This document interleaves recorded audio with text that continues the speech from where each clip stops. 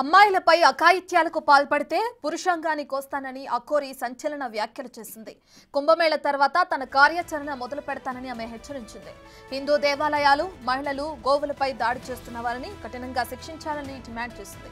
లేకుంటే తాండవం చేసి ఆత్మార్పణ చేసుకుంటానని వార్నింగ్ ఇచ్చింది. హిందూ ధర్మంపై జరుగుతున్న దాడిని హిందువులంతా కలిసికట్టుగా తిప్పికొట్టాలని పిలుపునిచ్చింది ఆమె.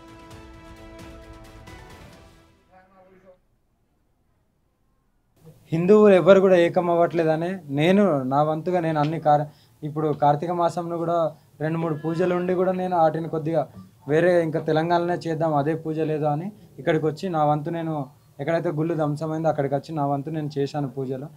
నేను ఇదే ప్రజలకు కూడా కానీ తెలంగాణ ప్రభుత్వానికి ఇదే చెప్పబోతున్నాను. అందరం కలిసికట్టుగా మన ధర్మాన్ని కాపాడుకుందాం, ఆడపిల్లలను కాపాడుకుందాం, గోహత్యను ఆపుదాం. ఈ 3 జరగని పక్షంలో నా వంతు నేను తాండవం చేసి ఈ దేహాన్ని కూడా వదిలిపెట్టబోతున్నాను. ఎందుకంటే ఎంత హెచ్చరించినా సరే ఎవరు మేలుకోవట్లేదు. ఎందుకు హిందువులందరూ ఏకం అవ్వట్లేదు, స్పందించట్లేదు అనేది ఒక చిన్న నా ఈ మీడియా ప్రకారం కూడా చెప్తున్నాను. ఇప్పటికైనా కఠిన చర్యలు తీసుకోండి. ఎవరైతే ఆ గుళ్ళు ధ్వంసం చేసినో ఎక్కడున్నారో ఏమున్నారో వాళ్ళ అసలు ఎక్కడుంటారు, వాళ్ళకు ఏమైనా శిక్ష చేసినా లేదా ఏ ప్రజలకు కూడా అసలు ఇప్పటివరకు తెలియదు. ఎందుకు ఇట్లా చేసిన నేనే ధర్నా చేద్దాం అనుకున్నా, కానీ ఈ కార్తీక మాసం పూజల వల్ల అఘోరులు కూడా చాలామంది వస్తున్నారు. మేము ఆ పూజలు ఉన్నాయి దానివల్లనే నేను ఇంకా ఏం చేయలేకపోతున్నా. ఇదంతా అయిపోయిన తర్వాత కార్తీక మాసం తర్వాత నేను మళ్ళీ ఎక్కడైతే ఆ గుళ్ళు ధ్వంసమైందో అప్పటి వరకు కూడా స్పందించకపోతే నా వంతు నేను ఇంకా చాలా పెద్ద ఎత్తున పోరాటం చేయబోతున్నాను. నేను స్వయంగా తెలుసుకున్నాను. ఇంకా చాలామంది ఉన్నారు, అందరి దగ్గరికి కూడా వెళ్ళబోతున్నాను. చాలా పెళ్ళిళ్ళు చేశారు, ఇంకా చాలా ఎన్నో సేవలు చేశారు, పిల్లలకు కూడా సేవ చేశాను. ఎంతో సేవ చేసింది కాబట్టి నేను చాలామంది హిస్టరీ నా దగ్గర ఉంది, అందరికి కలుస్తాను. ఇలాంటి సేవ చేసే వాళ్ళని నా వంతు నేను కాపాడుకోవాలి. ఇది కూడా ఒక ప్రకారం లోక కళ్యాణం కాబట్టి ఇలాంటి వాళ్ళని నా వంతు మద్దతు తెలిపితే ఇంకా వీళ్ళు ఇంకా ఆ ఆనందంలో ఇంకా రెట్టింపు ఉత్సాహంలో ఇంకా మంచి సేవ చేసుకోగలుగుతారు. వీళ్ళకి ఏదైనా కష్టం ఉంటే వీళ్ళ ఒక బిడ్డలాగా నా వంతు నేను తీరుస్తాను. రైట్, ఇక అఘోరి వ్యాఖ్యలకు సంబంధించి పూర్తి డీటెయిల్స్ మా ప్రతినిధి రాణా ఫోన్ ఇన్ అందిస్తారు. రైట్ రాణా, హిందూ ధర్మంపై జరుగుతున్న దాడికి సంబంధించి ఎవరు స్పందించట్లేదు, హిందువులంతా కలిసికట్టుగా రావాలని చెప్పి కూడా అఘోరి పిలుపునిస్తున్నారు. దీన్ని ఎలా చూడొచ్చు అంటారు? ఇటీవల కాలంలో వరుసగా దేవాలయాలపైన కూడా దాడులు జరుగుతున్నాయి.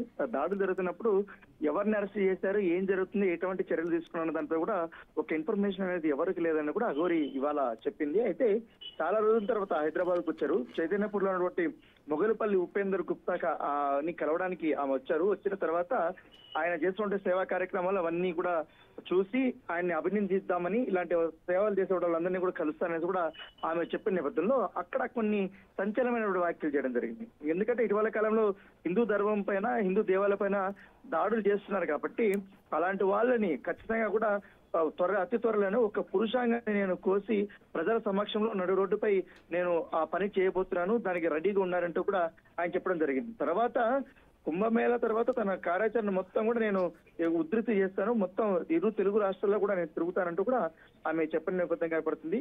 తర్వాత దాంతో పాటు ఈ హిందూ దేవాలయాలపైన కానీ, మహిళలపైన కానీ, గోవులపైన కానీ ఈ మధ్య కాలంలో ఎక్కువగా దాడులు చేస్తున్నారు కాబట్టి వారిని కానీ కఠినంగా శిక్షించుకోకపోతే నేను ఇంకా ఫైనల్ డెస్టినేషన్ గా తాండవం చేసి ఆత్మార్పణ చేసుకుంటానని కూడా ఆమె భయపెట్టినటువంటి నేపథ్యం కాబట్టి ఈ వ్యాఖ్యలు చేసుకున్న నేపథ్యంగా ఇప్పుడు ఒక సంచలనంగా మారింది. ఇంకోటి అఘోరి యొక్క మానసిక పరిస్థితి, అఘోరి ఎందుకు ఇలాంటి వ్యాఖ్యలు రెచ్చగొట్టే విధంగా చేస్తున్న దాంట్లో కూడా ఇప్పుడు కొంతమంది సంఘాలు కూడా నిలదీస్తున్నారు. అయితే నిరసన వ్యక్తం చేయడం కానీ, దేవాలయ పరిరక్షణ కోసం కానీ వేరే పద్ధతులు ఉంటాయి కాబట్టి, కానీ ఇలాంటి చచ్చిపోతారనేసి గతంలో కూడా పెట్రోల్ పోసుకోవడము, తర్వాత పురుషాంగాన్ని కోస్తారనే దానిపై కూడా ఇప్పుడు ఖచ్చితంగా పోలీసులు అనేది అలర్ట్ అవుతారు.